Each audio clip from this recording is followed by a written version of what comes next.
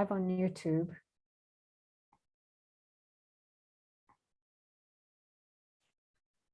We are live.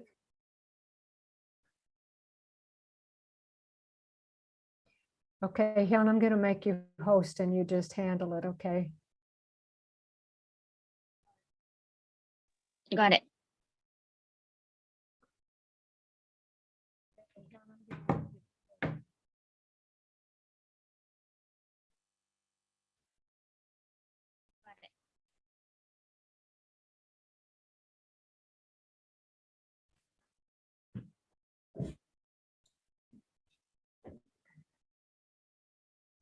Is it possible for you to reclaim your host and then make my PC the host instead?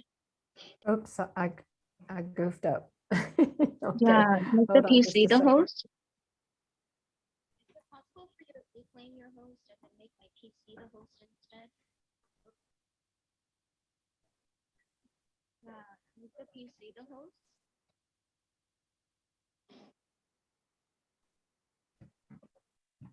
There we go. Okay, now I'll handle the rest. Give me, I'm gonna mute.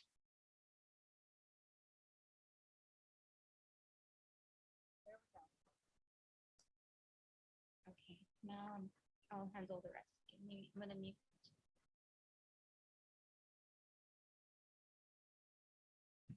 So it is true that we are not getting the option to do co-hosting, so I will just try to handle all the hosting today. Okay, there's Davina, Dr. FYI. Rose. So it is true that we are not getting the option to do co-hosting. No problem. Dr. St. Rose is here. Why are we getting that echo? You need to mute on live on YouTube, right? Yeah, you need to turn off the computer sound if you are looking at your YouTube right now. Can you hear me? Maybe we should turn off the live for no, hold on, let's not do that. Yes, Doctor. Can you hear me? Yes, we can, and Yes, we can we see you can as hear well. you. Okay, I don't know what's going on my computer here. It's like, yeah, I guess it's okay. Good. You can hear me pretty good now. Better. So we are currently live. Right. Good. Sound is good. We can say hello to everybody on YouTube. I could hear everybody. And if everybody is ready, Dana and Dr. St. Rose, who will be opening the session in prayer for us, for everybody who's going to join? I think I'd like to have Dr. St. Rose do that if he's willing. Got it. So just 1 second. We have a bunch of people in the waiting room. I'm going to let everybody in so we can all pray together, okay? I'll let you know when everyone's in. Sure, that's fine. All right, admitting all people. Dr. St. Rose, do you have a headset with an inline mic? Actually, I don't have mine here. It's at home. But Okay. I could hear very, very well. You can hear Okay. well? Okay. Yeah. Good. Okay, I I'll think try to it's gonna talk be as loud. fine.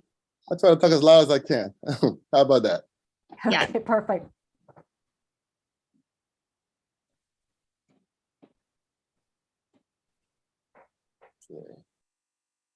I'll be ready. Just let me know when you're ready.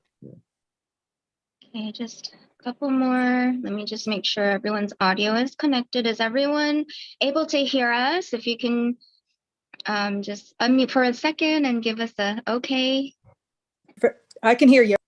Thank you so much, Christian. All righty. Sound good. Dr. St. Rose, thank you everybody else as well. I am going to post the YouTube on the chat really quick and then ask Dr. St. Rose to open the session for us in prayer. Yes, definitely. Right. All right, let us pray. Father God, we want to thank you for this opportunity for coming before you this afternoon. We realize, Lord, that there are certain things that are affecting our lives that are unaware. And we realize, Lord, that you are God that wants us to be in good health, to be in optimal health, to propagate your gospel. So we pray today that you may give us insight, that we may be able to understand these aspects and better our health and be able to do great things, understanding the aspects of mold and how to deal with it. And we thank you for this ministry. We ask for a blessing upon it, that it continue to strive and help others. In Jesus' name we do pray. Amen. Amen. Amen. Amen. Well, Han, I'm going to need to share my screen for just a little Alrighty. bit. Let I me have work some on things that. I'd like to share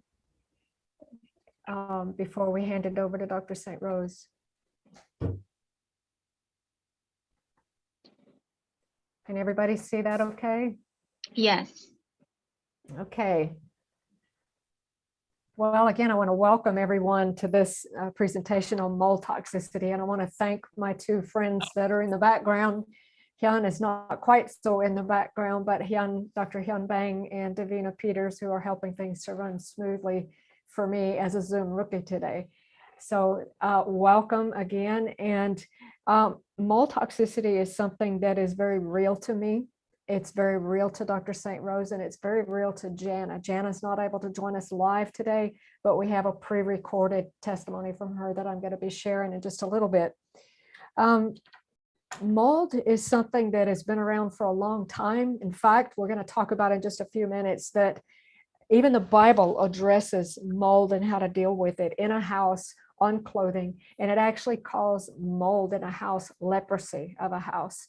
Recently, Dr. Dale Bredesen, I read something, I guess it's been a few years ago now, actually, where he referred to mold toxicity as inhalational Alzheimer's.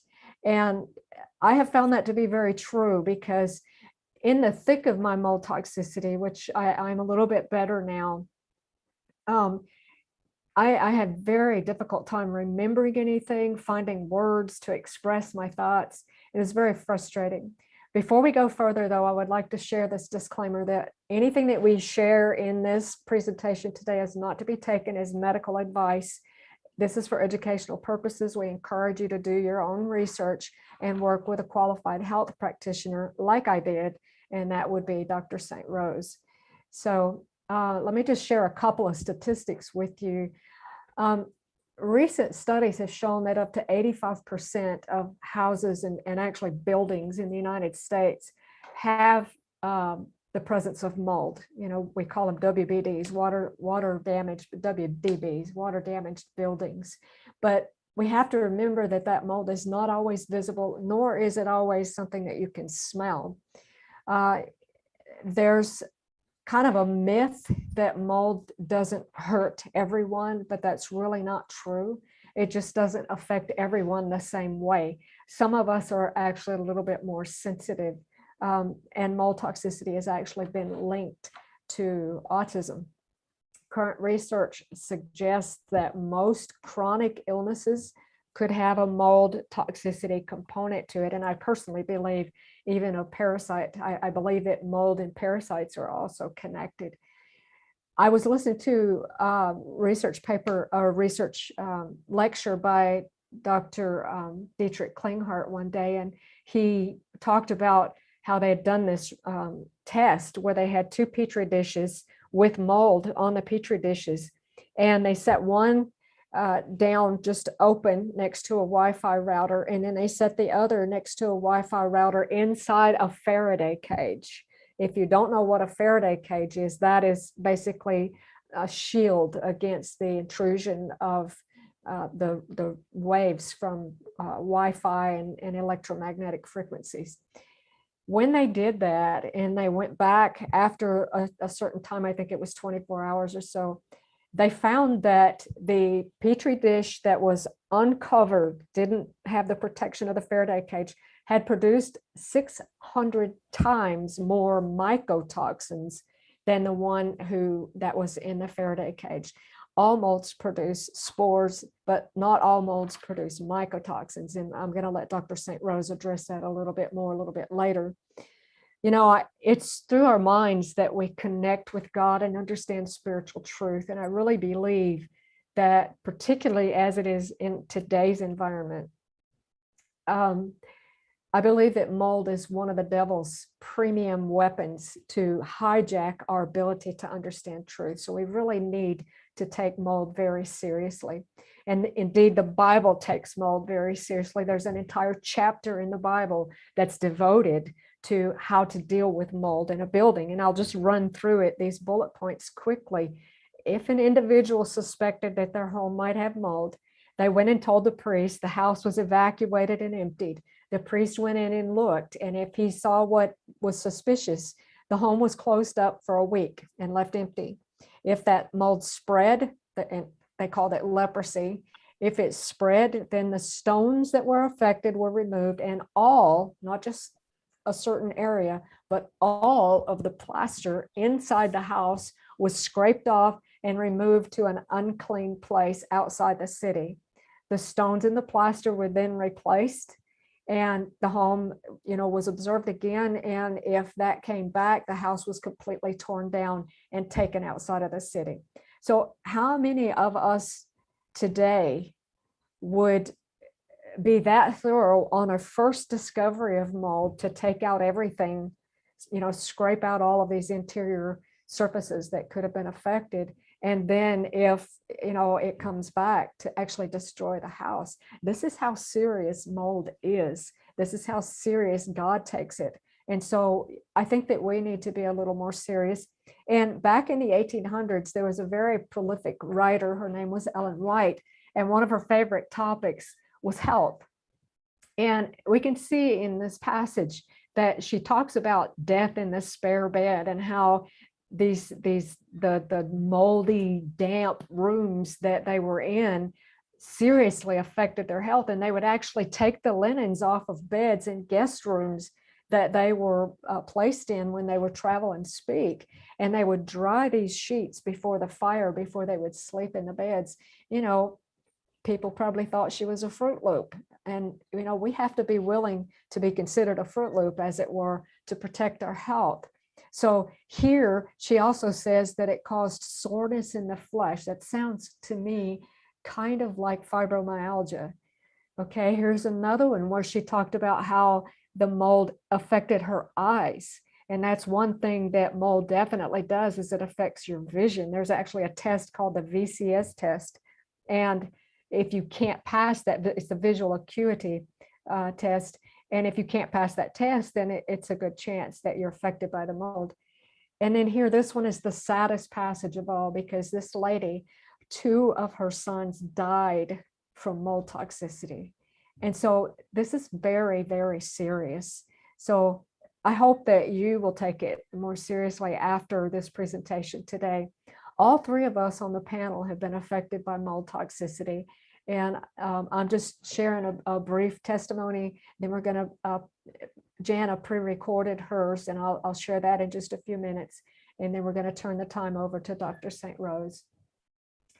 I mentioned this, that mold inhalation is called, mold toxicity is called inhalational Alzheimer's.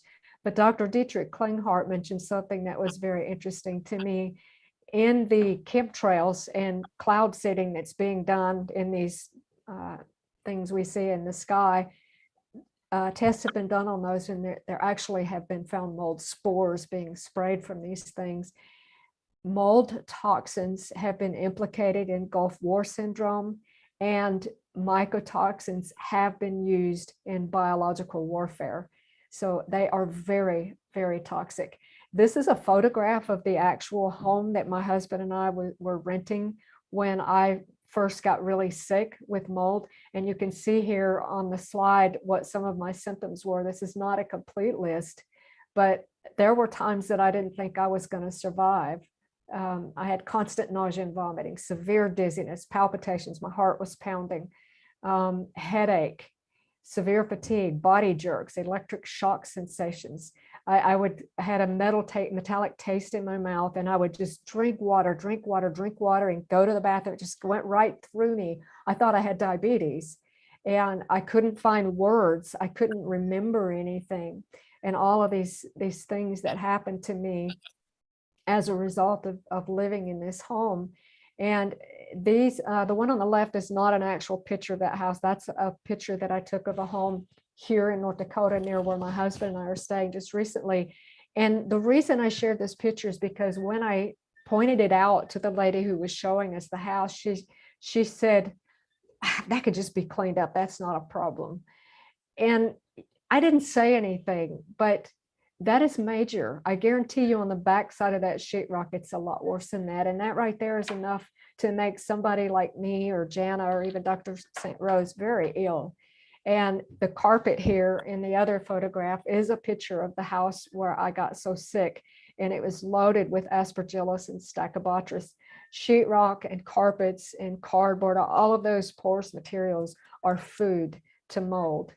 So everything that we had stored in the basement, we even had it up on pallets off the concrete floor, but everything that was in cardboard boxes was moldy and we lost all of it. And here's a picture of my husband hauling our things out to burn. We lost all of our furniture.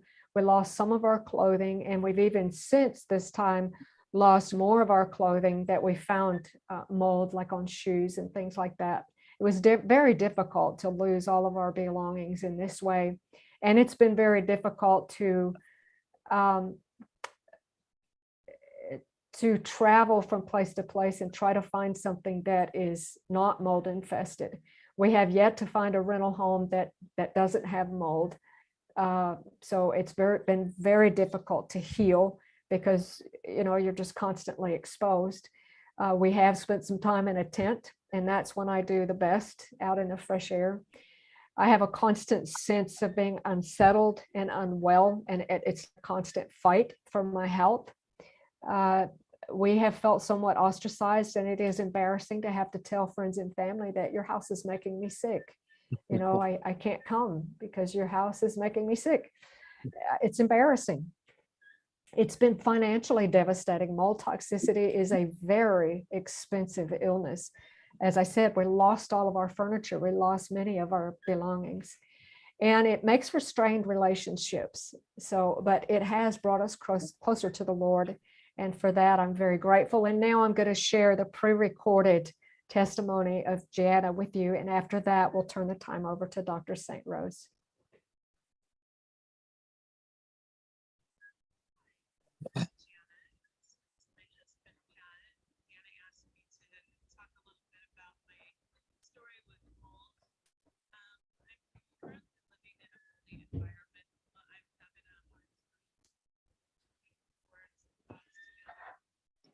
Is Jana talking right now in the video? They had to vote, yeah. Then we can try to stop the well, if you can go down to the options, Jana, or actually Yes, at the top view yes, options, and then you have to share computer sound. You might want yes. to share I'm screen going to have again. to. Okay, hold on just a second. Share sound.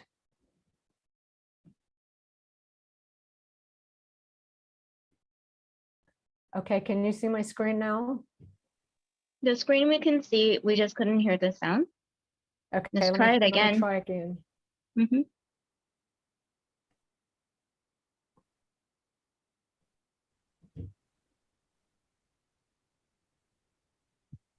Hi, I'm Jana, and this is my husband, Pat. Dana asked me to talk a little bit about my story with mold. I'm currently living in a moldy environment, so I'm having a hard time with getting my words and thoughts together. And so I asked my husband to help me remember everything.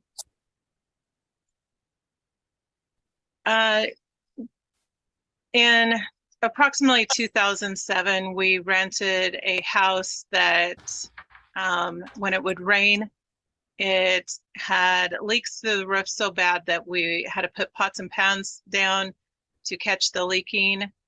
We didn't understand about mold at the time, and so we didn't think anything of it. But I started to develop pretty severe insomnia at the time. And at the same time, because of all the symptoms that I was having, in part, we changed our diet to a whole foods, plant-based diet. We started incorporating lifestyle changes like walking and waking up at the same time, going to bed at the same time, and nothing seemed to help. It just was pretty severe. And then after that time, we had moved into the RV we had, so motorhome, and it had a leaky roof. The seams that ran down it failed and leaked, and kind of unbeknownst to us, and probably contributed to the mold problem. And I think at this point you kind of started developing anxiety from that, not really knowing. Yeah, so I had never had anxiety before. I didn't even really know what it was, but I found out that what it was, and so yeah, I had developing worse anxiety as time went on too.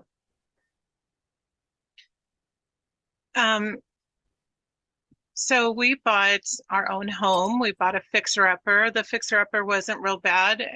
It was just needing some updating. So we thought, we didn't think that it had mold. We never smelled anything or smelled anything. We didn't notice anything. And my symptoms continued still, and I started developing some new ones. And so this house, again, just kind of unbeknownst to us and our, just I think like most people having a general knowledge of molds, we didn't understand, the repercussions of it. So this particular house, it had a rotted a floor from the previous owners. The toilet had overflowed, and so that floor was moldy and rotten. I had to replace that. Had a leaking pipe under the sink that had to be fixed. It also had a whole house swamp cooler with ducting that, if you're not familiar with the swamp cooler, the unit outside has pads that get wet, and then it draws air across those pads and blows cool air into the house. Well, it's cool, damp, moist air, in the middle of summer. So that's, basically pushing wet air into your home and further creating mold problems. Yeah, so my Pat started developing rashes that were unexplained. We didn't know where they were coming from. They would just kind of come and go. We thought it was, we attributed it to stress. And also our daughter developed gastritis. And usually you don't have gastritis when you're only 15 years old. And she also had pretty severe food intolerances, and she also had anxiety and depression. My symptoms started a lot more severely with food intolerances. I had ear ringing and excess earwax, especially in this one ear. I had SIBO symptoms. Also I had UTI symptoms, but when I would go to the doctor, I didn't have an infection. And just continuing GI issues. I even had eye problems, and at one point I was tested positive for a brain tumor in the meninges.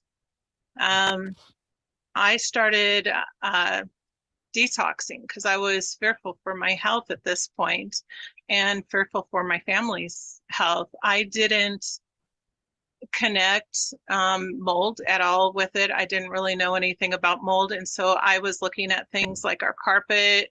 I was looking at the smart meter that was outside of our house. And so I didn't even really suspect mold. So yeah, that's pretty much about that. Right. And I will say the unexplained rashes I had, I think like 3 bouts of kind of all over body rashes that I haven't had since living in that house. So that's interesting. We sold that house and we bought another RV. And this time it was a newer RV. We didn't think anything about mold. And but I started getting even sicker.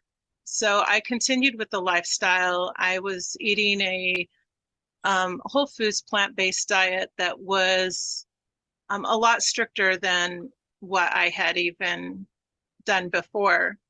I had done a lot of detoxing and juice fasting and eating raw foods. I even juice fasted for 60 days and it helped while I was doing it. But since I was still living in the situation, all the symptoms would come back. So when we lived in the RV, which we're back in again, I decided to go to the doctor. And she had tested me, that she thought that I had SIBO, but she also thought that I might have been exposed to mold. So she told me to do this simple eye test that's online called the VCS test. And I failed the test. And so she had me do a myco urine test and I tested positive for that. After that, we went ahead and tested the RV, and Pat can tell you about that. Yeah, so at this point, we're kind of awakening to the mold and the symptoms, especially that Jana was having. And we did what's called an ERMI test, ERMI, which is a wipe or a kind of a swab sample test.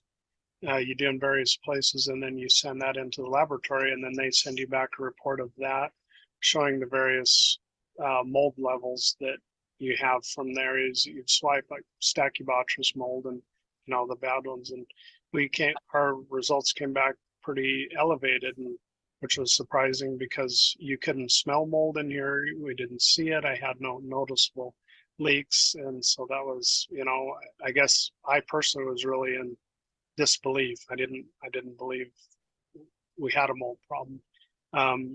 So as of recently, I've opened the back corners of this RV because we found some soft spots in the paneling, and sure enough, both corners, just the insulation and the wood paneling was very moldy. And as soon as I opened up, you could just really smell it. And we've begun remediating those areas with a product called Easy Decon. As far as we know, is from a remediation standpoint, that's the best stuff you can buy. Was developed for the military use, and so that's kind of where we're at this point. After we found out that we had mold in the RV, we rented a house that we didn't think that had mold in it. Again, we never noticed any smell or saw anything or felt anything. But after the first rain, it leaked in quite a few places. And I continued to get sicker. And I found out about Dr. St. Rose. I contacted him. I went to Mesa for a month doing detox treatments, and I felt so much better. But I didn't realize that even going back into mold for a short time, you will get sick again. And it doesn't take very long for you to get sick. And so that's what I did. We came back to get our stuff to move out, and I re-exposed myself. I would highly recommend going and getting treatments for mold.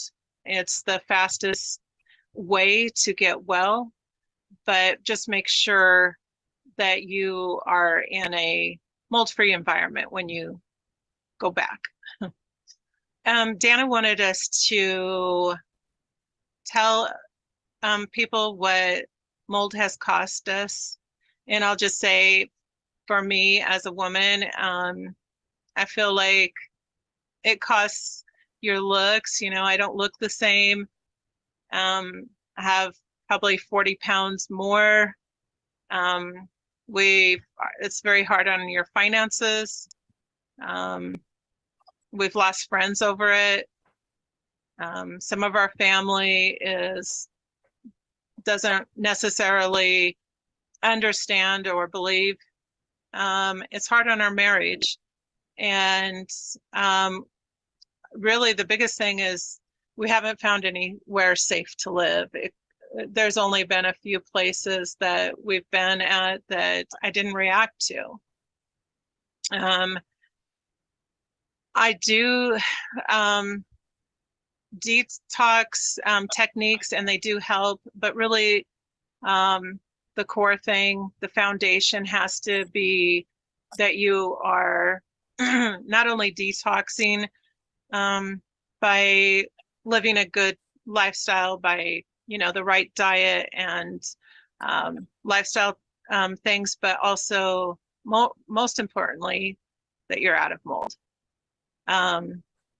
So yeah, that's my story. I just hope that it's a blessing and a help to somebody else that might have symptoms that they aren't getting better by changing their diet or by changing some lifestyle things. And that's what mine was. I continued to get stricter on my diet, but I actually was getting sicker. Yeah. Thanks for listening. And like Gianna said, we hope this, can help somebody else by hearing our story. So thank you. Thanks. Yeah. Okay, so you can see it's a very real thing, and it's a very difficult thing. So I want to turn the time over now to Dr. John St. Rose. He has a clinic in Mesa, Arizona, to which I have been. I was there almost 2 weeks in January for treatment for my Rocky Mountain spotted fever, and pretty sure we got that licked.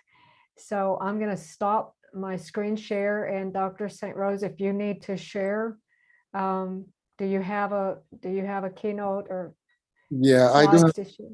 Yes. Okay, so you will need permission to share his screen. He has. Go ahead and try for me. Okay, let's see here. If I can open it up there. Let's try it again.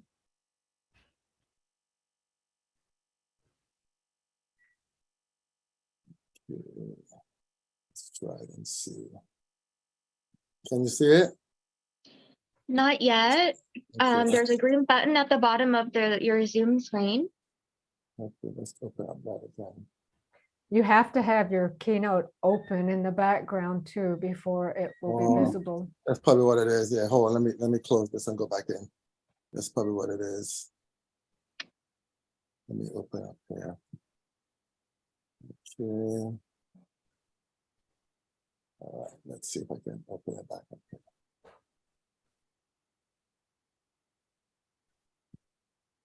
It's not letting me open. Okay, let's see here.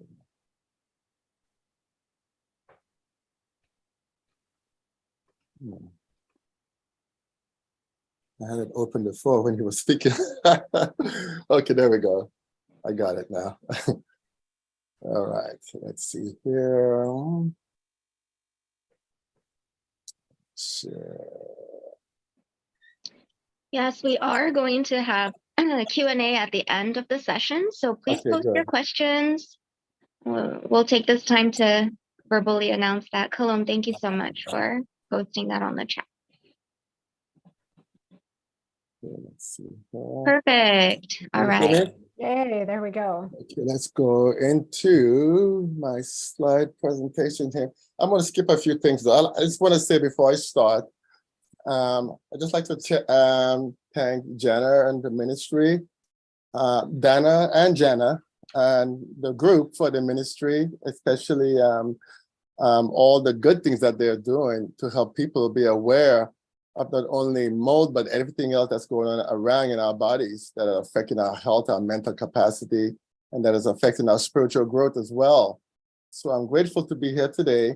And hopefully this presentation will be something of edifice to all of us today to help us understand the effect of mold and how it can affect our whole body, not just part of our body, our entire body. And we're going to see today. And I'm going to open up as well for some question and answers as well, if I don't cover everything. As you can see, that we'll be discussing today the hidden cause of common illnesses.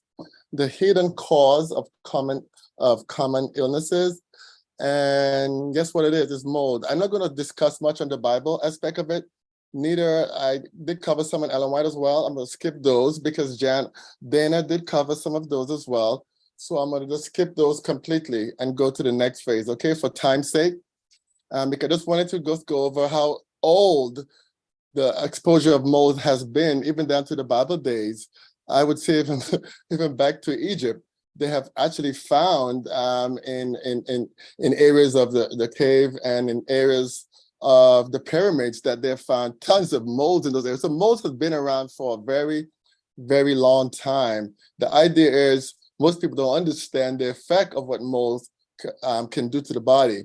So I'd like to, let me see if I can get this out of the way here. Okay, let's see if I can get this out of my way. Okay, great. Okay, so the idea is understanding molds and mold spores and toxins. A lot of people always hear about mold and hear about all these factors about mold. Okay, what is it? Okay, I hear about toxins, mycotoxins. Well, what are those factors? So mold actually carry multiple types. There's fungi. You may have mildew. You may have yeast candida. They're actually all the same family. You may have valley fever. These are all in the same family. They may be called by different names, but they're all types, okay, that may be affecting the area. And molds actually grow indoor or outdoors, basically. And they actually thrive in damp, warm area and humid environments, like in the East Coast and areas like that, areas where it's very humid. They like stuff like that. Common types of mold that you see a lot of is Cladosporium is one of the big one, Penicillium, Alternaria is the one, and Aspergillus. Those are the big ones. Stachybotrys, which is black mold, is one of those that you will see sometime, but if it's there, it's one of the most deadly ones. Very, very bad. It causes a lot of factors. This is one of the ones we actually see that's linked to things like MS, multiple sclerosis, and things like that, and some cancers. A very, very bad boy. But it's one of those you don't want to be exposed to. Let me give you a little history of myself while I'm there. So I was exposed to Stachybotrys, which is black mold. Just to give a little history of myself. So when I was in medical school, my last year in medical school, I was probably one of the top students I would say, in the clinical aspect. Most of the professors would come to me, they would ask me questions and certain things, because I was pretty good with the clinical aspects when I was in the clinic. And all of a sudden, in my last year, one of my professors said to me, she said, "You're not performing well. You're not answering the questions well enough. You're not dealing with the patients well enough. I think I made it to put you to remediation." I said, no, doc. Something is going on. I've been tired and drained, my brain fog. I can't remember anything. I just feel really bad, and I don't know what's causing this, but it's unusual. But doc, I've been in your class for about 5 semesters, as a student, and I've been pretty good. Now, all of a sudden, you're saying that I need remediation. I don't think so. I'm one of your best students, you know. And she said, well, we don't know. You can't relate well. You can't remember the patient's name when you come to explain the situation about the patient's health. I don't know what's going on with you, you know. I said, listen, doc, something is going on. And it so happened that I have one of those air purification systems. It's called an IQ Air. It's a very good. If you need to get an air purification system, you should get that one. It's called the IQ Air. It's a Swiss device. It's very nice. And I had it in my living room kitchen area, and it would run all the time. Now, one day we turned it off, and all of a sudden I smelled this smell that's coming from the kitchen area. And that's how good that system is. And I went under the sink, and lo and behold, when I look in the back of the sink, there was a drip there, but in the back section, the wall was wet completely. There was like black. And I touched it with my finger. Oh my goodness, the wall just fell in. It was that bad. It was mold galore. I didn't know what to do. I never dealt with mold before, but I went in there with my head peeping in through, pulling all those debris out. Oh my goodness, I got exposed so bad to that mold. Someone said at one point, I remember, if you have mold, spray Clorox. I said, okay, I got some Clorox and I sprayed it on there. And bear in mind, that's the worst thing you can do, to spray Clorox on live mold, because it actually expands it even more to actually spread. So I actually was causing more harm to myself, not even realize it. So I went back to school even worse than I was before. And my eyes was red, I was itching, my breathing was off. At that point, my wife was running to the field and she collapsed. My son was acting really weird. He had some attitude problems, anxiety problems. I had some anxiety problem myself because I couldn't deal with stuff well, people very well. And I was feeling horrible. My eyes were like bloodshot red. I came to class and the professor said, you know what? You look very sick. You need to go home. You look very contagious. I said, doc, it's mold. I got mold contamination in my house. This is what's causing my problem. She said, no, you need to go home. So I went to another professor and I told her, he said, yes, all the symptoms you're having is mold. We need to actually test you. And lo and behold, they sent me to a place, this is close by. They did what we call biophotonic therapy, which is UBI, take your blood out and they run it through. I'll talk about it a little later. And I felt better instantaneously with just one treatment. And then I did a lot of treatment. And we'll go over some of those later of what those treatments were. But I went through a lot of treatment to actually get over this. I was able to graduate actually, but my memory was still gone. I had about probably 85% of my memory probably was gone. I couldn't remember anything. But at the same time, with the treatments, it took a while. It took probably I'll say about a month and a half of lots of treatment. And I was able to get a lot of my memory back in order to take the first exam, the last exam, I should say, for my boards. But this mold is something else. But when you look at mold, there's an aspect we need to look at is the spores. The spores are very dangerous. Why is the spore dangerous? Because you can't see them with the naked eye most of the time. So molds carry these spores on them, and these spores are tentacles, and what they can do, if you try to kill this mold, these spores can spread, and they can land on areas. And even though now you actually wipe the area out, it's not no mildew you can see anymore, it's not moist anymore. These molds can grow on dry area. They can actually survive on dry indoor, outdoor area. And when the right climate is there, or I would say the surface moisture is there, they grow. These molds can grow and they can get, have you ever wondered, all of a sudden you have something that happened in your house, all of a sudden, you're like, where did this mold come from? There was no mold in my house before. Well, these spores can linger in areas for a long time. There's a special light that you can use and you can check your house and you can see that they have mold that you'll never know was there, that is actually lasting around. So these spores can be around for a while.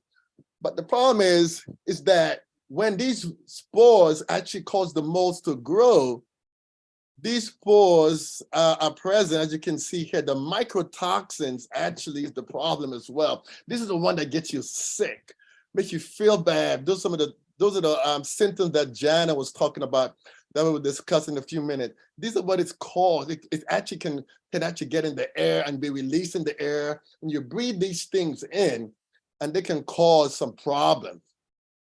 Okay. So these are some of the factors we want to discuss. So people like say, well, I don't think mold is a problem. Well, you heard from Jana. She said it costs her a lot of money to treat this mold symptoms. Yes, illness caused by mold, indoor mold, is about $3.7 billion. Now, that's not chump change here. That's a lot of money. So the cost of dealing with mold is quite expensive. I can tell you that for myself.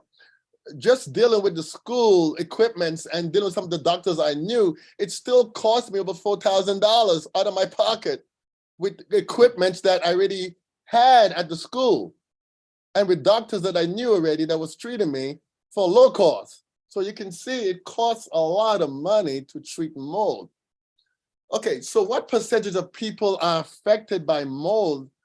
Let's say, so approximately 6 to 10% of the general population and 15 to 50% of persons who are genetically prone. And we're gonna go over this genetically in a minute. Prone to develop allergies, atopic individuals, we call those, such as asthma, different things like that, allergic mold. So that's according to the National Academy of Sciences.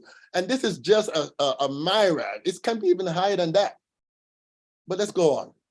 So what percentage of homes in the US have mold? They said about 70% of homes contain mold. That's a lot. That's more than 50%, 70%. And about 28% of the people have mold allergies, that they're shown it. None of that they're actually known, they're actually having these allergies. And additional 18% of school buildings contain mold and 26% of hospitals. And I think that is being higher now, because those are the ones that they have not checked, probably all of them. But I think that percentage is even higher. So mold data here. So according to the Occupational Safety and the Health Association, OSHA, which is one of the big governing area, they estimate that over a quarter of the United States buildings are water damaged. Imagine that, a quarter of the United States buildings have water damage or have had water damage. That's a lot. So no wonder Jana and Dana have been saying they're going from place to place and they find that they're having mold. No wonder, it's because so many places have been exposed to water damage and to mold, and we don't even realize it. I remember one time I went to I had a patient. I said, do you know if there's any exposure of water damage in that house that you have had before? Well, yes, I think was in the basement. And this individual was a friend of mine, and there was a patient. And I said, did you see anything in your basement? They said, no. I said, well, you gotta remember with mold, you don't always see it, even though it's breathing behind the walls and other places. But the thing about it is sometimes you can have damage and it can be in there for a period of time and cause problems. So a lot of the time, even with kids, let's check this out. Children data on mold. 1 in every 10 children dies each year due to respiratory illness caused by mold and air. I've seen it. I've seen a lot of kids come in, and a lot of doctors have seen kids, and these kids have issues with respiratory problems, and they will never link it to molds. They think it's bacteria issues. They think it's allergies, all these other factors.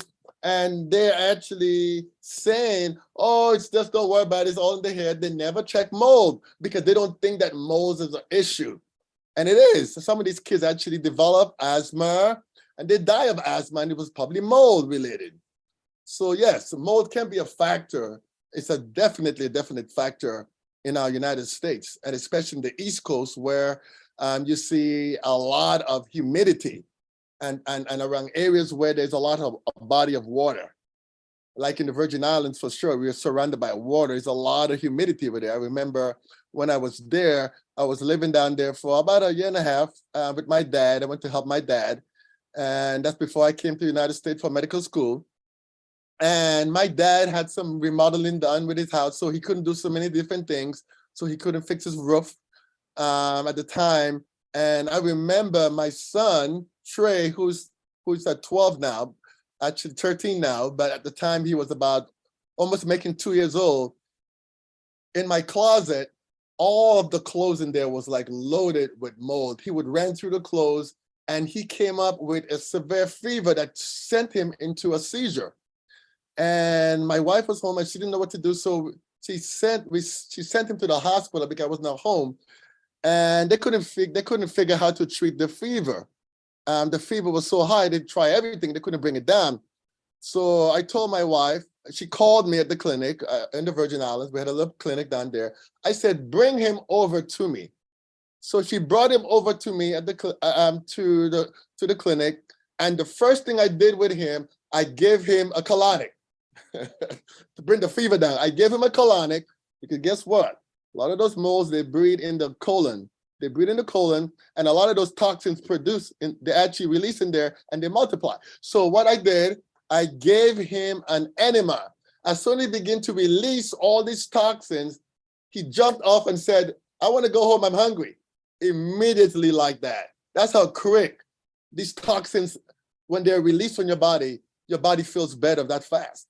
But the most common ones you actually see, I don't think my son had any of the black mold, but things like aspergillus, penicillium, cladosporium, those are the main ones that you see. And those are the ones that actually spread the fastest. So you will see those common ones, and they cause a lot of problems.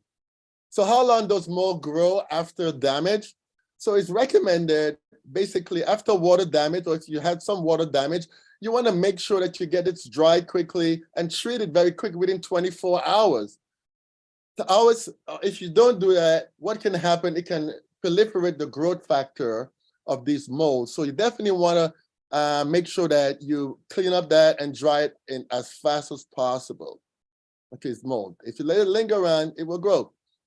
So when should a professional individual come and check if you for mold remediation? Anytime a moldy area exceeds 9 square feet, that's pretty small, right? Anytime it exceeds 9 square feet, you should actually get someone in to treat that. Now, bear in mind, if you have someone treat it, or if you are expert in treating it, or if someone comes in to treat it and they see mold, you should have them cut, let's say if in the sheetrock, they should cut at least 2 feet in, 24 inches in, if they're cutting that wall in, to actually make sure that they're treating the mold effectively. As Dana stated in the Bible days, they would remove the stones that were affected and they would get rid of those stones. And then it would be 7 days and they will come back in. The prophet will come in and or the priest, I would say, will come in and check. And they would actually come in, and if there's growth, basically that house would be considered to be a dunghill. It would be destroyed. So the idea is mold is a very serious problem. And even in the Bible, they burn the house down sometimes. I'm telling you, this stuff is crazy. But what I didn't tell you, just recently, I was out of my house for about almost 10 weeks. We had stocky bog tree again in my home. Oh my goodness. It affected my little one, who was about 4 months at the time. Actually, no, he was about 3 months at the time going into it. And he got pretty sick to a point, respiratory problems. We had to get out of that house immediately. And we began to treat him, and he's better now by God's grace. Praise God, he's better. And it did affect my son as well. He was having some issues as well. And I had some itching, some skin issues as well. And a little brain fog was coming up there. My wife also had issues as well with her breathing, some respiratory issues, and also some brain fog as well. So we were able to get out in time. So this is some factors that definitely. So what are some of the source of indoor molds? So some people may say, well, I don't think I have mold in my house. So how do you know? Well, your air conditioning system is one of the biggest factor. When I was in medical school as well, I realized earlier, before I got into my house, that I had gotten exposed to mold, because in the apartment I lived in, there was a leak in the air conditioning system, and I was getting sick all the time. And I didn't realize, I thought it was Legionnaires because of air condition drip. But I found out later, after I moved from my house, and I told some of the professors that it may have been mold that was actually in the duct system in the apartment complex. So things like dehumidifiers also produce moistures as well. Well, humidifiers, I should say, also produce moistures as well. Vaporizers, attics as well in the basements area where there's moisture or there may be leak. Crawl spaces in the house. Bathroom tiles, sometimes they can have leaks in between the crevices of the tiles, and molds can grow, or mildew can grow in between those. Showers, damp closets, definitely is one of the biggest areas, as my son in the islands. Things like potted plants, definitely. Some people don't realize that. Certain plants with water that are actually held in the bottom of the plant. You shouldn't be overwatering your plant with water sitting in there like that. That can grow mold as well. Refrigerator lining, the gasket. We don't realize this gasket of the refrigerator, one of the highest for mold. Here's another area that we didn't talk about. In the washing machine, one of my professors, Dr. Crinion, says, if you're going to get a washing machine, you don't want to get one of those you want to get one of those that you can load from the top. He said, what happened is when you load from the side of those, they actually have the gasket can build a lot of mold in there, just like the refrigerator. And it can be very toxic to individuals. So you want to be careful with those as well. You want to get one of those top loaders. It's a little better. I do have one in the clinic, but we try to clean it as much as possible. We try to spray it up in there to make sure that nothing built up in there. If you have one, just do that. Just make sure it's cleaned well on a continual basis. Old beddings and pillows. Very important to change those regularly, as Dana was talking about Ellen White. She mentioned, and if you don't air your area very well and actually cause light to come in, ultraviolet light actually definitely UVC actually kills those stuff pretty well. Sunlight is very, very good for mold and keeping it on the bay, and fresh air really do that as well. So damp areas and basement areas are very good places. Dishwasher machine areas as well. If it's not cleaned well, even though it produces heat, you gotta remember after the dishwasher machine cool down, it can, and if you don't use it for a period of time, that can grow mold as well. So you definitely want to look in those areas as well. So outdoor sources for mold, yes. Compost heaps. A lot of people don't realize that we want to actually get our compost. Compost should actually be a good distance from our house. Definitely a good distance, because as you're making those composts, definitely it can grow mold, but you want to make sure that the compost is not too close to the house, because these things can actually come into the house, especially aspergillus. They can get into the house. And hay cutting. I remember a story of a gentleman who actually went to visit his doctor, and he was so sick. He was actually dealing with wet hay, and that has been there for a period of time, and it wasn't actually dried well. And he was dealing with it, and he was so sick respiratory wise, and his doctor kind of did a good history in him, a functional doctor, did a good history, and found out that his exposure started when he started dealing with the hay. So definitely, if you have hay and you're dealing with it, make sure the hay is dried well before you deal with it. Harvesting, definitely harvesting fruits and vegetables, things like that.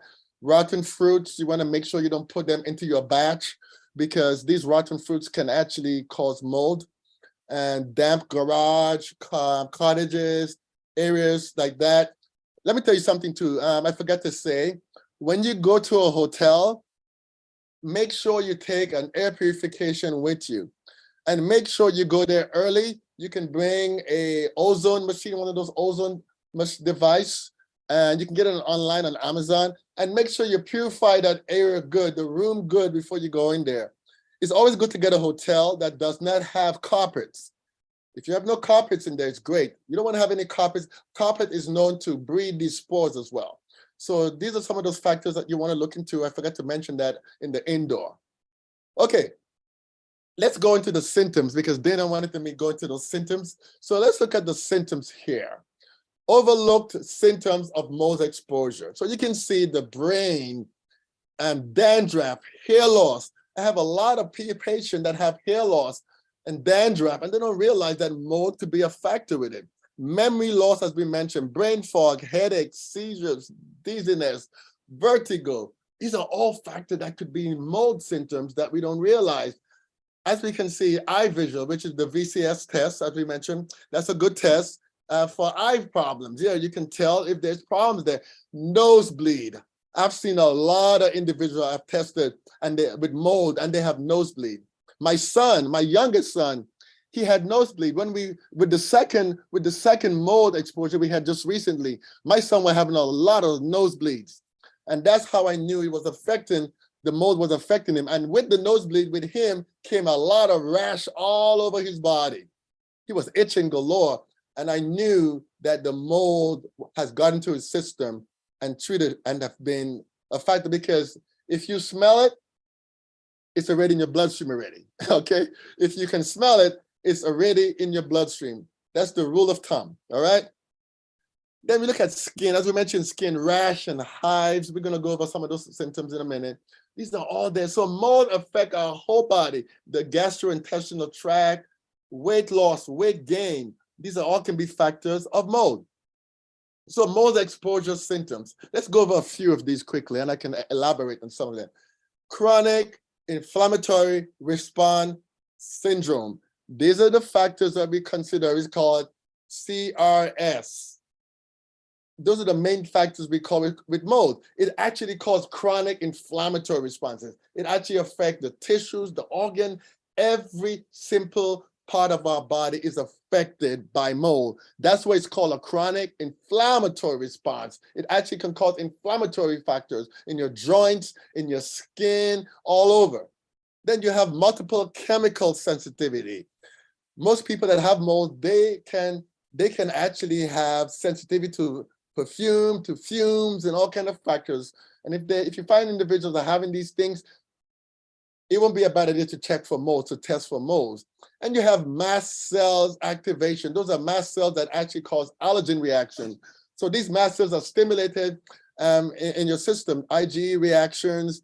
You can see histamines reaction. These are all due to mast cell activation in the immune response.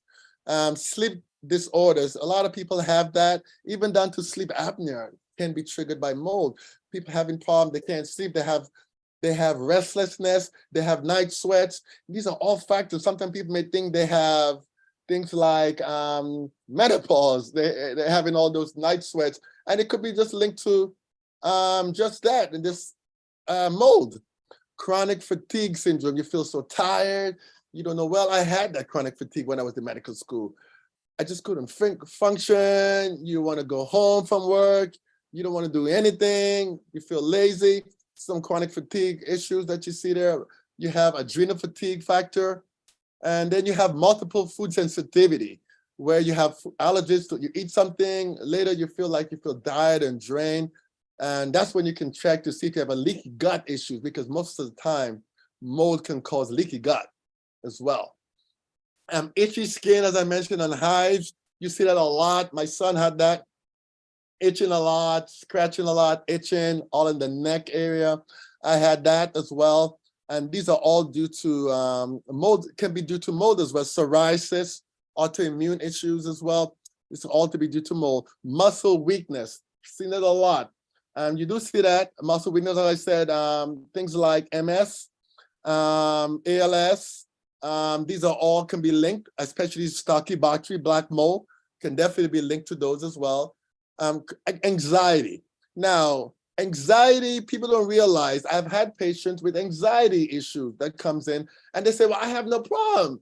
I have no problem with anxiety problem, but I have anxiety, I don't understand. I don't have anything that's bothering me. I don't have any stressors or anything like that. I don't have any issues that I can think of, but I have anxiety. Mold can cause it. If you have someone, or if you have anxiety problem and you can't pinpoint what's causing it, it's good, or depression, or attention deficit disorder. It's good to check, because sometimes a leaky gut can cause these things. You have a dysbiosis in the gut that can cause that. So the idea is, it's good to check if you see these things. Restless leg syndrome. At nighttime, you have those legs. it can also be linked to that as well. Hearing loss.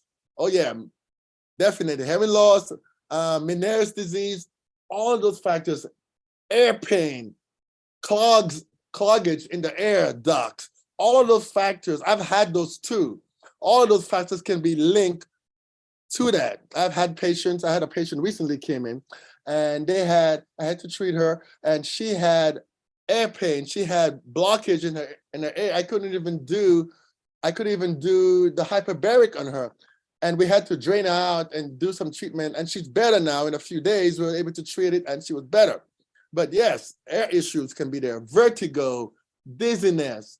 These are all factors that can affect your neurological, because you see mold and those mycotoxins can affect the neurological disorder. They're mycotoxins that are there. So yes, dizziness and all those factors, they can cause brain damage. They can cause brain cancers. They can cause a lot of different cancers as well. So things like loose stool or constipation, things like SIBO, they might say we have SIBO, but it's actually more could be due to mold. It may not be a bacterial overgrowth, could be mold overgrowth, which can also cause a bacterial overgrowth as well. So there are a lot of factors there involved that people don't realize that can be going on. And a lot of the time when people have SIBO, a lot of the time they may have a yeast overgrowth as well, a dysbiosis there. So it's good to look at those factors as well.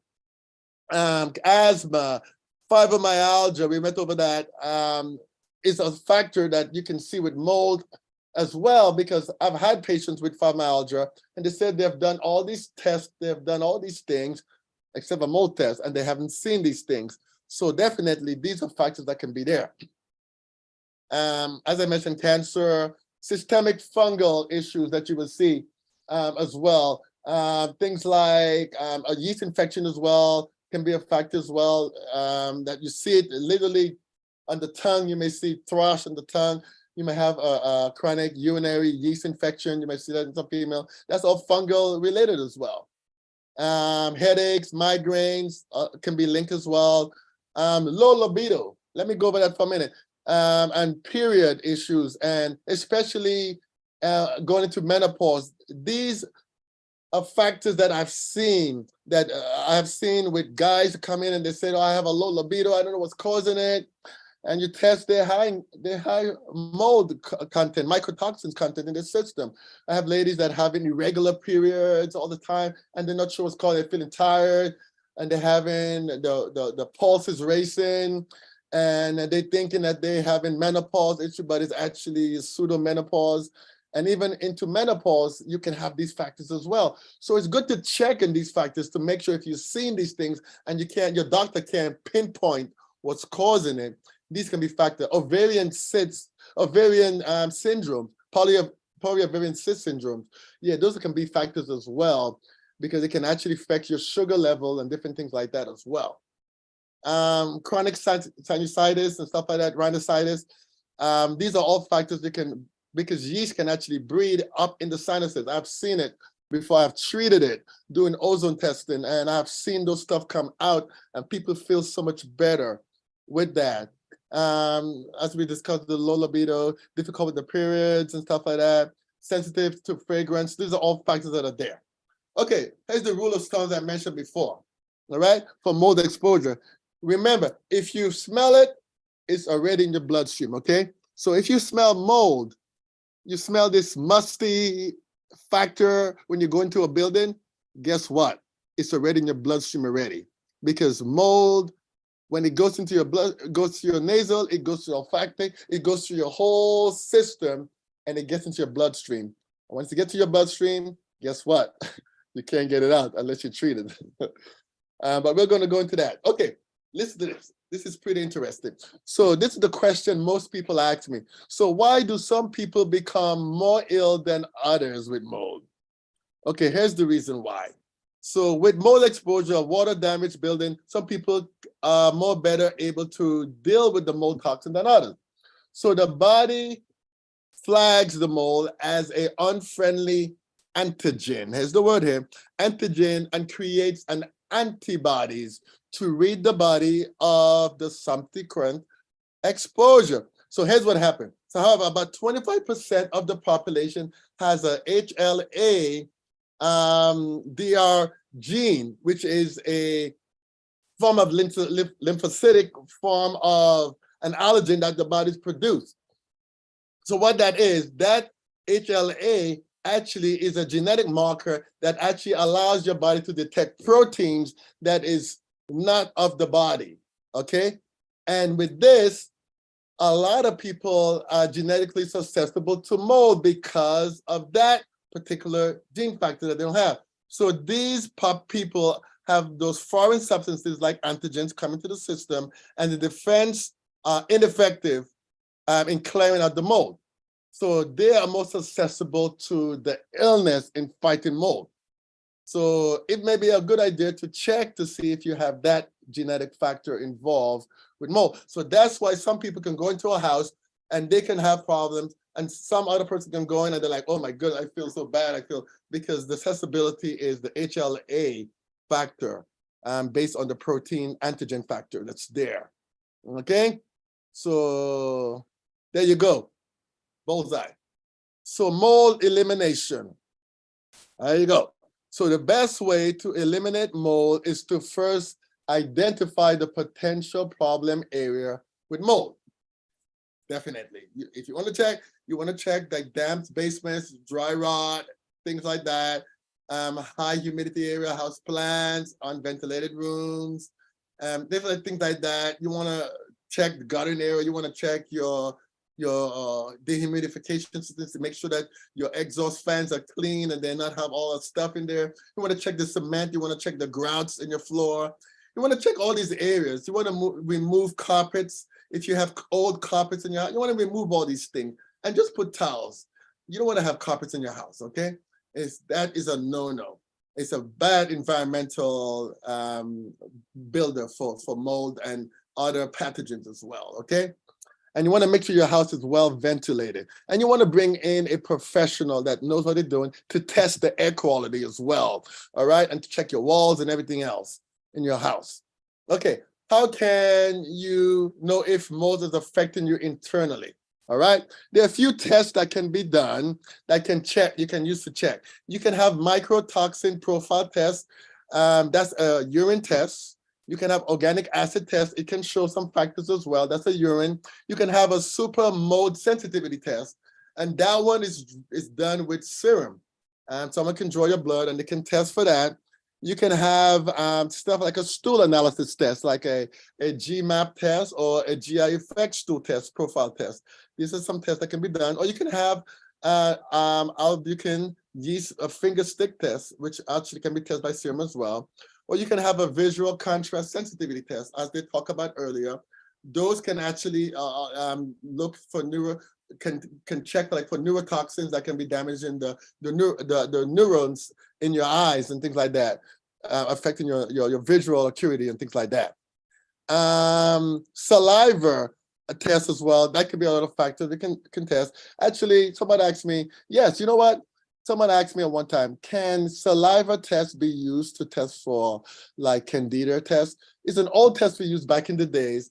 I think it's effective, to be honest with you. When you spit in a glass of water, a clear glass of water, and it begins to separate and stringy segment, that actually can tell if you have some form of a candida yeast.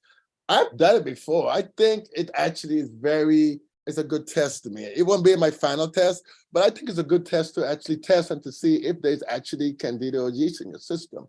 But a good test as well is looking to see if you have thrush, if you have those white factors in your tongue, if you're having a lot of discharge, white discharge, that can be a factor to tell yes that there's candida or yeast, and there could be other mold factor that may be there as well. Okay. So tools for treating mold exposure. These are just some of the factors. I'm not going to give all of them, but colonics is one of the biggest one. I think it's one of the biggest one, actually. Dr. Crinion was about a doctor of environmental and naturopathic medicine. He told me, if you're going to treat any mold or yeast or candida issue, if colonics or enemas is not in the party, it's not going to be effective. He said because most of the yeast is bred in the colon. And most of the damage is done in the colon and it's spread throughout the system as well, systemically. So you need to have colonics involved. Saunas are very important because you need to sweat these mycotoxins out of your system. And it's very important, a good sauna, actually, I would say if you have ozone, you can combine to it. If you have someone that actually is a doctor that actually has a good system, or you can go to them, a good practitioner. Iron cleanse is pretty good as well. Those foot baths, actually, it can actually help eliminate some of those mycotoxins as well. Nebulization can work well if you have a doctor that actually can work well with things like hydrogen peroxide, things like that, that can work well, or things like we call amazing O2. You can inhalate those. If you're not a doctor that can do those, you can do those under a doctor's care. And hyperbaric chambers seems to work very well. High oxygen content seems to be hard on mold. So that's a good aspect as well in doing that. You can talk to a practitioner that has a hyperbaric chamber, and they can actually show you how to have series of that, and that can help as well. Certain IVs with a licensed clinic, I said a licensed clinic or facility. It doesn't have to be a licensed, but a licensed facility. Things like hydrogen peroxide IV, things like vitamin C IVs, things like UBI. And UBI is like a biophotonic treatment using ultraviolet light. And the best one for I would say for mold, UVC seems to work very good on mold toxicity. And in UBI, you have UVC, UVA, UVB. They have all three in there as well. Glutathione IV seems to work well. PC, which is actually phosphatidylcholine IVs, etc., etc. There's other ones as well. I'm not going to mention all of them, but these are some that can be utilized. Binders seem to work well when you're treating mold. It's always good to use binders to actually bind those mycotoxins and spores in the gut, like charcoal, zeolites, like sodium bentonites, clay, apple pectin, silica, something like humic powder. All those are good. There are a lot more, but these are some good ones that can be used. Some certain botanicals like bilberry, things like black walnut. Actually, coconut extract actually works very well on them. That works very, very well. If you get like MCT oil, actually have all of those factors in there that actually helps to actually destroy mold as well, and candida as well. Golden seal, noni fruit extracts, garlic seem to be very good. Milk thistle seed seem to work good on the liver, removing toxins there. Echinacea seem to work well. Black walnut hull, not only parasitic, but it also work well on fungals. Lavender oil, oregano oil, galbanum oil seem to work well. Tea tree oil, all those are good ones. Ginseng, which is a bitter herb, seem to work well. Berberine. There are a lot more. I'm not going to mention all of them, but these are some of the factors that can be utilized that seems to work well. I do use a lot more of that stuff in my clinic. Other things I use, but this is just to whet your appetite a little, some things that we utilize. So this is the end of my presentation here. I'm going to open up for some questions and answer at this moment, if we have any. Awesome. Yes, we do have questions. So we're ready. I can get started with, I'll start from the top. There was a question: many times a workplace does not like to admit mold pollution and its effects on workers' health. How can one go about bringing awareness and responsibility to this entity when you get deadly sick? Okay, it's not a medical question, but it's about how to deal with the workplace and convincing them that they're sick from. Okay, so I'm glad you mentioned that. That's a good question. If you saw I mentioned in there OSHA. OSHA is a good company. Now, first of all, you need to go to the chain of commands. You go to your supervisor first and tell them, listen here, I think there's some mold exposure there. I think I've been sick. A lot of people have been going home sick. And if nothing is done about it, you go to the next chain of command. You go into HR and explain to them and say, listen here, we're having some whole issues. Can you bring a medical person in to examine the area pretty well? And then if that's not being resolved, guess what? You can be a whistleblower. You can be a whistleblower and actually bring in OSHA or bring it to the health department, and they can deal with it. They can test, or you can let the department know, listen, can we bring someone in to test the environment and see if mold toxins is high in the environment, and they can check for that as well. Okay? Got it. Did that answer your question, Vanessa? Hello, everyone. Yes, Thank you. it did to a point, but my friend was a professor working in a university, a physics and maths professor, and her office was in the basement, but the house that they put her in on campus had molds.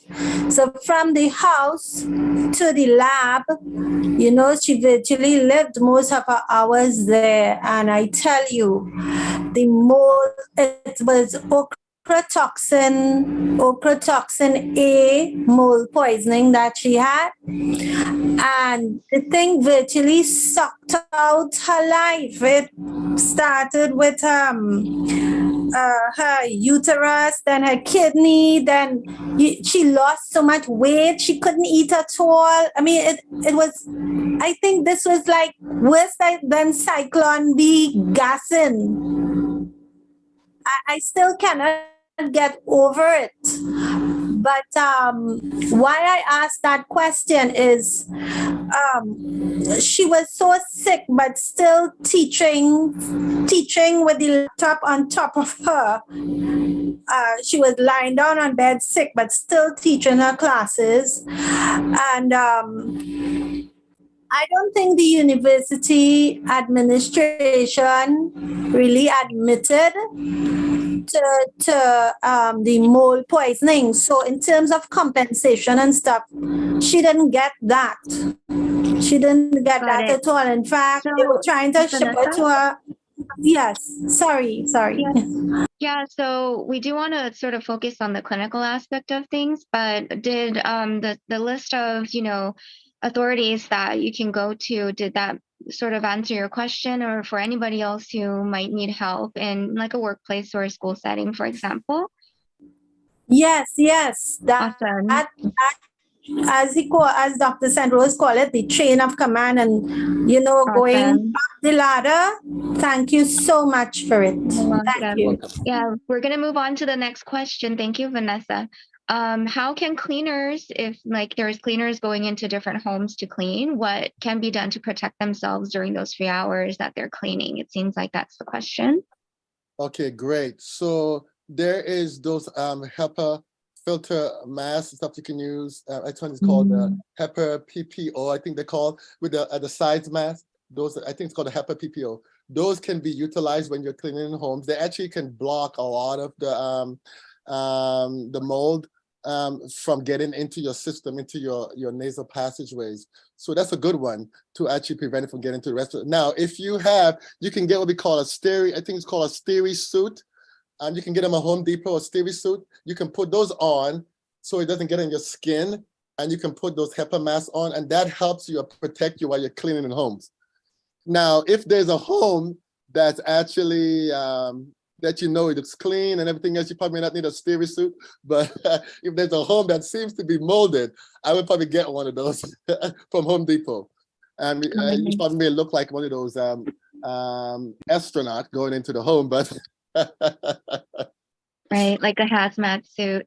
Yeah. All right, thank you so much for that answer. Next question is, what about green on the vinyl siding of a mobile home and on sidewalks? Is that something that we need to be cautious of?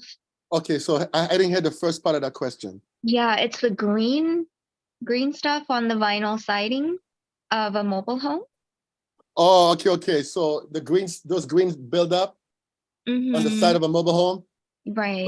So those could be they're probably in the same family, probably like mildews and things like that. Those are probably in the same family. I'm not too much familiar with those, to be honest with you. But mold, there's like over 900 different kinds of fungal mold out there. We only know about 80% of about 80 of them probably we know. And so it definitely could be part of the mold family or the mildew family, we call those. So I would say definitely I would be suspicious of those and get it tested or get it cleaned up by someone professional. Do it yourself professionally with at least the proper hazmat procedure. Thank you so much. This is a question that I didn't post, but then I have a question. It's what is that light? Can we post on the chat like a link to where we can purchase a light that we can use to, test if there's any mold in our homes? Yes, I think you can get those. I think you can get those on probably Amazon. I think Amazon or eBay probably can get those lights. I forget what the lights is called, but there's a lot of the testers that actually goes into homes. They actually use those lights, and it can show.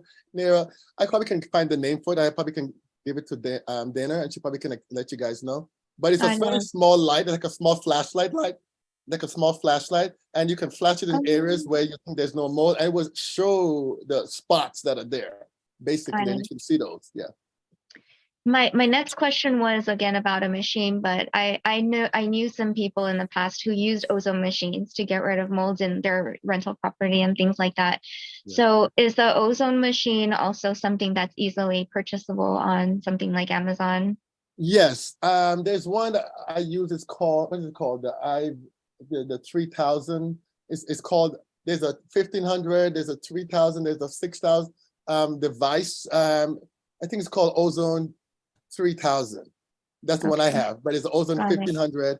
You can get it on Amazon. And that's the one I use here at the clinic. And it actually works tremendously well, but you cannot be in the house while it's running. Mm-hmm. You have to give yourself 2 hours before you can come back in after it's turned off, okay?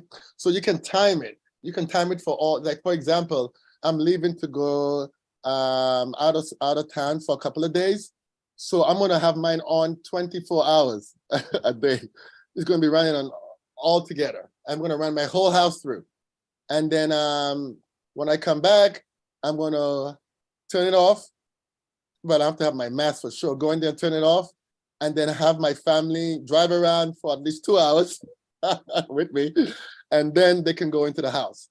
So you can get one of those devices, but it's very, very good. It can cover about 3,000 to 6,000 square foot, I think, or less. Yeah. Mm-hmm. Wow. So what do you do to protect yourself when you are the first one to go in to turn off the machine? Oh, here's what I do. Don't laugh now, all right? I hold my breath and I run in and run back out. Got it. So that's good to know. And I'm sure there's more information we can search on how to deal with that. Yeah, well, if you wear a HEPA mask, one of those HEPA masks, it should help as well.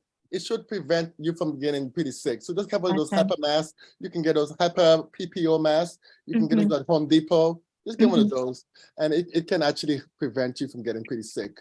Awesome. Wonderful. Thank you for that response. Is lupus related to mold? Yes, actually, a lot of autoimmune diseases are probably connected with mold. I would say almost all autoimmune have some form of a mycotoxic connection. Yes, I wouldn't put it by it. Yes. So another question is, how far can you go with mold toxicity to be treated? I'm not exactly sure what that means, but I guess yes. When do you need to get treated? Yes. So the idea is with mold. Now, not everybody. Let me give an example. I had mold toxicity a couple of times, and I would say, let me give you my testimony on that, how I treat myself. Right.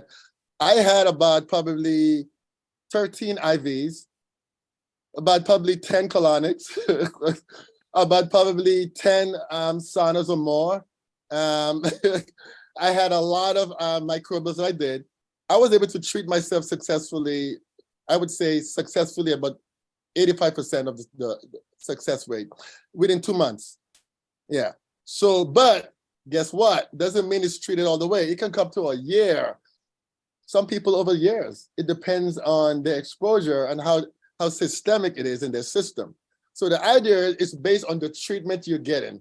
If the person is just doing oral treatments and basic treatments, it can take a year or so to get treated. But if you're doing everything, I mean, open up all the channels, open up the skin, open up the bowels, open up the kidneys, open up the lungs, you're treating all those areas at one time, you can treat this thing in a short period of time and feel a lot better in a short period of time. I've seen it. So the more comprehensive the treatment, the better. the more comprehensive the treatment is better. And that's in any detoxification protocol. Right. The more Dana, channels you open, the better it is. Dana, I'd go like ahead. to mention something. Yeah, there's also a very strong connection between mold toxicity and tick-borne diseases. Yes. I had Rocky Mountain spotted fever, and I know a lot of people that are struggling with Lyme and mold toxicity. And another thing that I think is important to remember with mycotoxins is it's not just inhalation. You can absorb these things through your skin. So Yes. even having your skin exposed to it is going to affect you. Exactly. That's why I was mentioning about the steri suit that you can wear when you go into the homes. Definitely. You want to be very careful with that. Yeah. Once your skin gets exposed, just wash your hands. Well, the thing about it is, washing your hands really doesn't really kill the mold per se. There are different things you can do. Definitely, I would have soaps like with things like oregano or things like tea tree soaps. All of those are good soaps that can actually help to wash it off. A good soap that can wash out most of the mycotoxins is fine. Yeah, most of the soap, Castile soap seems to be good as well. Castile, washing those off, yeah. Amazing. Yes, oregano, very powerful. Did you have to burn the clothing and the items that were contaminated? No, you don't have to. There are a lot of places right now, dry clean places that can treat your clothing. Yes. Yeah, you have to Very find out the good. one. Huh? Got You it. have to let There them is a know. product. There is a product now called Easy Decon. I think IntelliGuard is the company, and they have shown great success in cleaning. You can actually put it in your washing machine, Right. and it will kill the mold. Right. Also, that's true. Also, boric acid as well. If you add boric to your wash, that can help as well too. Dana, would you drop some oregano oil into your laundry? Oh, Or I have Dr. done Rose? that. What I did when I was trying to save our clothes because we had already lost all of our furniture, and I thought, what are we going to do? I mean, we don't have any furniture now. We need at least clothing. And so what I did some research and found that if you wash your clothing in ammonia and clove essential oil, Yes. it was effective. And I was able to save almost all of our clothing. I Yes. did Thank one God. day when we were getting ready to move from where, we were contaminated. I got a whole bunch of totes from Walmart and I put them outside and they never came inside the house. I did like 35 loads of laundry one day, just kept the washing machine going. And as soon as I pulled them out of the dryer, I went straight out the back door and hung it out to dry outside. And then I folded it up and put it in the totes and packed it. So it never came back inside that house again. Right. So, and that's what I did. I used the ammonia and the clove essential oil. I went through a lot of clove essential oil. Right. That's Wonderful. good. Yeah, that's good. Definitely. I like that. Yeah. What I meant to say was borax, not boric acid, borax. Borax. So you can get the borax from any of the stores. I don't know if you remember when I mentioned about Clorox, when I was sprayed it under the sink. They told me not to do that because it can spread. The chlorides can kill mold, but the thing about it spreads it as well. So the idea is what they told me to do. If you see mold, to use the borax and you spray it on there. Yeah, I think boric acid can probably help it too, but borax is the one you want. You can get it at any of the stores. I think you can get it even at Walmart may carry a borax. I think you can get it at 20 mule team borax. Right. They carry 20 mule team borax at Okay, Walmart. great, definitely. I know Susie, my wife, use it a lot in our laundry here, in our laundry room, wash for clothes and stuff. Yeah. Yeah, Sister Davina mentioned borax. She gets it from Walmart. Walmart. Okay, great. Okay. So next question is, does black mold exposure damage the thyroid gland? There was some severe memory loss and TSH 20 in this individual's mother.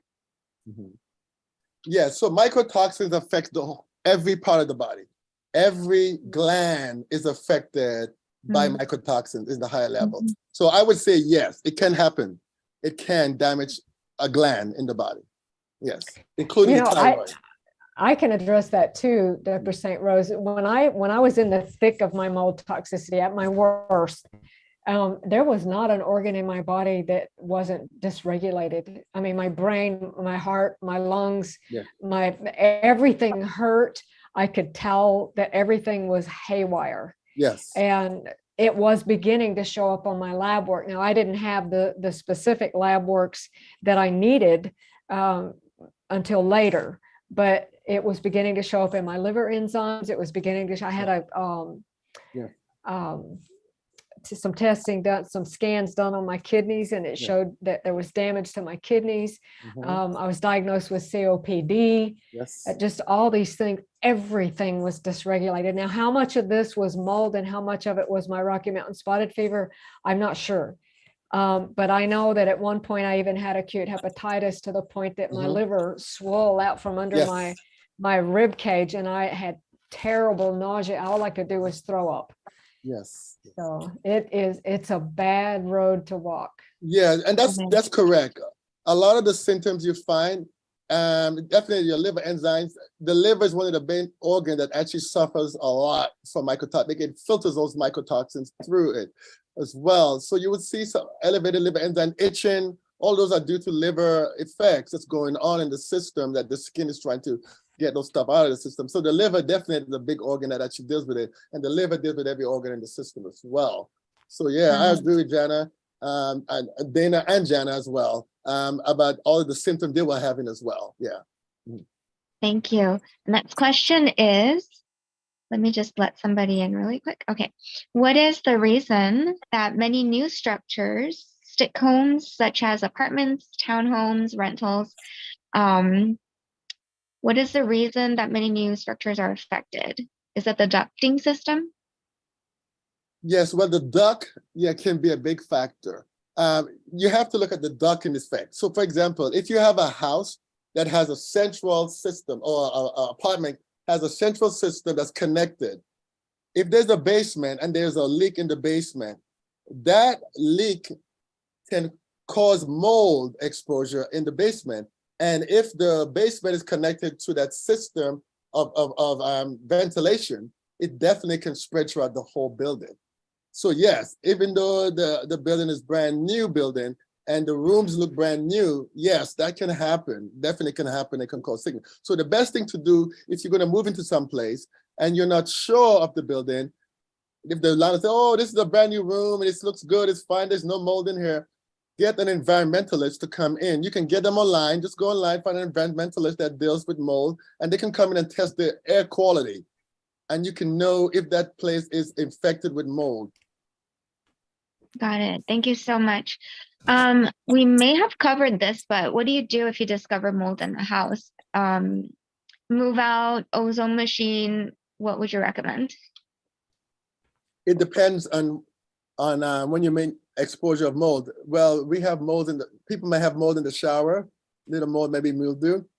Now, it depends on what you mean mold. How big is the exposure? As I said, a nice square foot of mold, you may need to call somebody in, as we mentioned earlier, and take a look at that, And if they come in and they tested it, they said, this is actually throughout your whole house, you might need to move out of your house immediately. But I wouldn't just move out as yet. I would get someone to come in and test the air quality first. If it's in your bedroom, I would not sleep in that bedroom until I get it tested. I would get some things done and some tests done first. And if it's pretty bad, but if you're already having symptoms already, I would definitely move out of there immediately. If you're having like some of those symptoms we mentioned earlier, definitely get out of the house and have someone test it. Well, what if the circumstances are that these individuals cannot financially, there's just no way to, go to a different place? What can lessen the issue at the least? Well, I would get a tent and sleep outside. What I did. It's exactly what I was going to say. That's what we did. We got a tent and stayed in the yard. All three of the panelists. Yeah, Jana's done it. Dr. St. Rose has done it, and I've done it. We've had to stay in a tent. Oh yeah. That's what it comes to. Yes. Guess what? This is a medical missionary work, right? So you got to start learning to live in tents, right? So I don't think we have any more questions. But are there any maybe parting words? Anything else you want our audience to take away before we finish up? Somebody did ask a question here that I see. Did Dr. St. Rose have to burn his items or clothing in his house, or did he remediate or relocate? Yes, So good question. Yes, I did have remediation done. That's why I was out of my house for 10 weeks recently. To have that done, and they actually cut the whole area out that was molded. They ozoned my whole place as well for a period of time, and they retested my house again, so everything was good to go before we came back in. They did my ducting system. They cleaned my whole. They did a detergent in my whole duct system, and I also did have what we call an ultraviolet light in my. It's called an air duster in my air conditioning system as well in there. So yes, so my house is good to go, definitely. Awesome. But I would say this. Go ahead. Oh no, I was gonna go to the next question, but you should finish. Yeah, so I would say if you're going to move into a new house, don't buy a house before you have it mold tested. Okay, I know a lot of the time before you buy a house, your agent may have that done. It's part of the process, but I would definitely make sure that house is tested well, air quality, and not only if there's area that seems like they may have mold, you want to test the air quality and that area as well with a dry swab or something like that, or a Q-tip or something like that, and have it tested for sure. Yes. Got it. And question about charcoal and onion for detoxing. Okay, yeah, good question. Now, cutting an onion can help withdrawing mycotoxins and other bacterial toxins in the air. And it can also kill them as well. So yeah, if you cut an onion and open it and keep it in there, it can do that. It's very good in helping clean the air as well. So garlic is definitely good. The fume of garlic seems to keep molds away as well too. So yes, definitely that can work tremendously. Awesome. Thank you so much. So Dana, I think we're done with at least all the questions. So okay, very good. I really appreciate everyone who has come today. Dr. St. Rose, thank you for coming. I appreciate Jana pre-recording for us. And I hope sincerely that this has helped someone to see just how serious mold toxicity is. If you know anyone who has a mystery illness or chronic disease they just can't get over, by all means, test for mold. Make sure that that is not a stone that you leave unturned. So at any rate, Dr. St. Rose, would you have a quick closing prayer for us, and then we'll end? Yes. Father God, we want to thank you so much for this ministry that has opened up to help so many people understand, Lord, the effect of mold and how dangerous it can be on our health. Not only our health, Lord, but our spiritual life, because if our mental capacity is not there, how can we evangelize towards others? So we want to thank you for this opportunity to expose this mold incident that is affecting our homes and our lives. And we pray, Lord, by this information, that folks may be able to help themselves and help their family and friends to deal with this mold crisis and be able to get better and have abundant life. And we want to thank you as well for this ministry. We ask to continue to be with Dana and her husband and all the people that are connected to this ministry, that we continue to propagate this lifestyle and the gospel as well to a dying world out there. And we thank you for all this. In Jesus' name we do pray. Amen. Amen. Amen. Thank you so much. You're welcome. all right. you. Have a good day, everybody. I am going Okay. to shut down the live on Mhm. YouTube. Okay. Okay. Thank you. All right. All right. The recording has stopped. Everybody have a good day. Thank you so much, Dana, Dr. St. Rose. Thank you. Thank you, Thank you. Jana. Thank you, Bye-bye, Thank you very everyone. everyone. much. Bye. Thank you. Blessings. Happy Sabbath. You're God welcome. bless. Thanks, everyone. This